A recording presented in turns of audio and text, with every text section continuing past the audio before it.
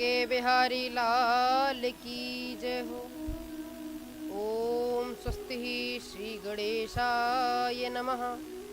ओम स्वस्ति श्री सरस्वत्यै नमः। ओम स्वस्ति श्री गुरुचरण कमलेभ्यो नमः। ओम स्वस्ति श्री राधा कृष्ण चरण कमलेभ्यो नमः। लंबोदरं परमसुंदरमेकदंतं रक्तांबरं, फिर से बोलाइएगा, थोड़ा अजीब सा लग रहा है, बोलने दो। श्री बांके बिहारी लाल की जय हो। ओम स्वस्ति श्री गणेशाय नमः। ओम स्वस्ति श्री सरस्वत्यै नमः। ओम स्वस्ति श्री गुरुचरण कमलेभ्यो नमः। ओम स्वस्ति श्री राधा कृष्ण चरण कमलेभ्यो नमः। लंबोदरं परमसुंदरमेकदंतं रक्तांबरं त्रिनयनं परमं पवित्रम् उद्यद्दिवाकरकरोज्ज्वलकायकान्तं विघ्नेश्वरं सकलविघ्नहरं नमामि। नारायणं नमस्कृत्य नरं चैव नरोत्तमं देवीं सरस्वतीं व्यासं ततो जयमुदीरयेत्। राधे मेरी स्वामिनी मैं राधे जी को दास, जन्म जन्म मोह दीजियो श्री वृंदावन को वास। परम परात्पर अखिलेश्वर आकारण करुणा वरुणालय भक्ति वांछाय कल्पतरु पीताम्बर धारी श्री गिरधर लाल के चरणों में इस दास का कोटि कोटि बारंबार प्रणाम। अज्ञान रूपी अंधकार से ज्ञान रूपी प्रकाश की ओर लाने वाले ऐसे मेरे परम पूज्य श्री सद्गुरुदेव जी के चरणों में इस दास का बारंबार प्रणाम।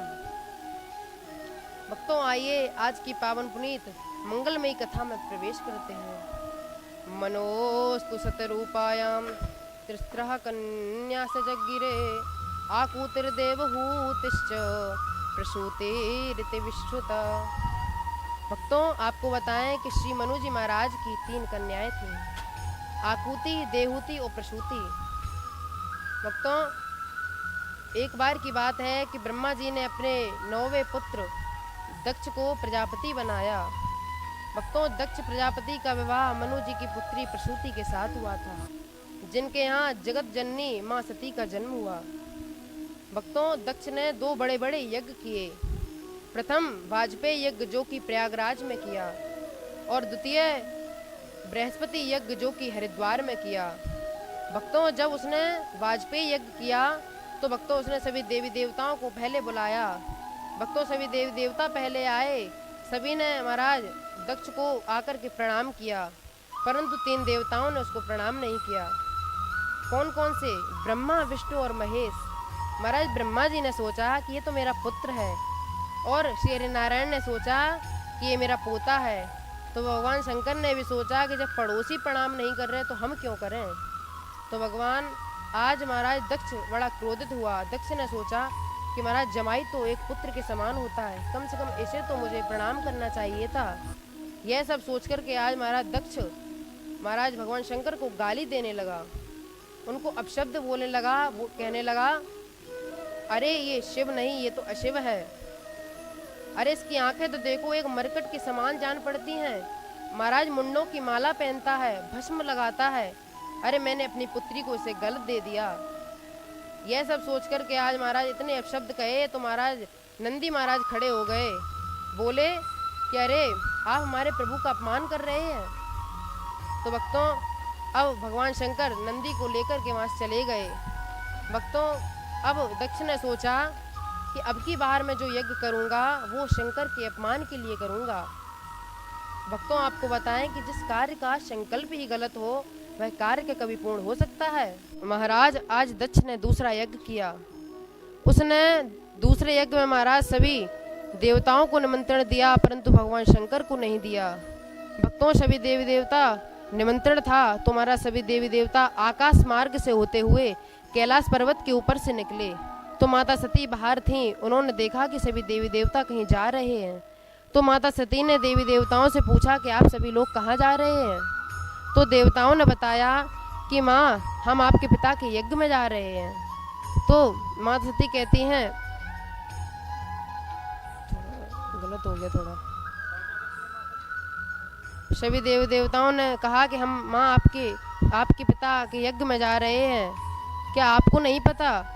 तो माँ सती कहती हैं कि नहीं, हमें तो नहीं पता। तो देवी देव देवता कहते हैं कोई बात नहीं माँ, भूल गए होंगे, वैसे भी पिता भाई और गुरु के यहाँ तो बिना बुलाए भी जा सकते हैं। अब माता सती ने जाकर भगवान शंकर को सारा वृतांत सुनाया और बोली कि मुझे अपने पिता के यज्ञ में जाना है। तो भगवान शंकर कहते हैं, देवी क्या आप भूल गई पिछली बार हमारा यज्ञ में कितना अपमान हुआ था? देवी हमें ऐसी जगह पर कभी नहीं जाना चाहिए जहाँ पर हमारा सम्मान न हो। भगवान शंकर आज कहते हैं, आवत ही हर्षे नहीं, नैनन नहीं स्नेह, तुलसी तहाँ न जाइए, चाहे कंचन बरसे मेघ। तुलसी कहत पुकार जग सुनऊ सकल जग काज, अन्नदान गजदान ते दान बड़ो सम्मान। अरे देवी हमें ऐसी जगह पर, ऐसे स्थान पर कभी नहीं जाना चाहिए जहाँ पर हमें सम्मान न मिले। भक्तों आज माता सती को क्रोध आ गया और वे अपने पिता के यज्ञ में चली गईं। भक्तों आपको बताएं कि यदि पत्नी अपने पति के विरुद्ध रहकर के कार्य करेगी तो उसको उस कार्य में कभी सफलता नहीं मिलेगी। पत्नी को तो सदा अपने पति के साथ ही रहकर कार्य करना चाहिए। आज भक्तों जब माता सती दक्ष के यज्ञ में गईं तो महाराज वहाँ पर उनका किसी ने भी सम्मान नहीं किया, सभी ने उनका अपमान ही किया। यदि आज वहाँ उनसे कोई अच्छे से बोला तो केवल उनकी माँ थी। गोस्वामी तुलसीदास जी महाराज बड़ी सुंदर बात लिखते हैं, सादर भले ही मिली एक माता, भगनी मिली बहुत मुस्काता। भक्तों आज यदि वहाँ पर उनसे कोई अच्छे से बोला तो केवल उनकी माँ बोली। भक्तों अब माता सती अपनी माँ से मिलकर के सीधे यज्ञशाला की ओर जा पहुँची। वहाँ पर जाकर के देखा कि महाराज सभी देवी देवताओं का पूजन हो रहा है, सभी के नाम की आहुति दी जा रही है, परंतु भगवान शंकर की नहीं। यह सब देखकर के आज उनको बड़ा क्रोध आया। अब भक्तों इसके बाद दक्ष ने भगवान शंकर को अपशब्द कहना प्रारंभ किए तो आज माँ सती को बड़ा क्रोध आया। उन्होंने अपने हाथों को मला, उनके अंगुष्ठों से महाराज दिव्य अग्नि प्रकट हुई। देखते ही देखते आज माँ सती ने अपना पूरा देह उस अग्नि में त्याग दिया। अब जब भक्तों भगवान शंकर को पता चला कि सती ने अपना देह त्याग दिया है तो आज भगवान को बड़ा क्रोध आया। उन्होंने अपने सर में से एक जटा उखाड़ी और भूमि पर पटक दी। भक्तों जैसे ही जटा पटकी वैसे ही उसमें से वीरभद्र प्रकट हो गए। भगवान ने आज आज्ञा दी कि जाओ जाकर के दक्ष के यज्ञ को विध्वंस कर दो। जैसे ही वीरभद्र को आज्ञा मिली वैसे ही वीरभद्र ने जाकर दक्ष के यज्ञ को विध्वंस कर दिया। दक्ष के सर को काटकर महाराज धड़ से अलग करके उस अग्नि कुंड में डाल दिया।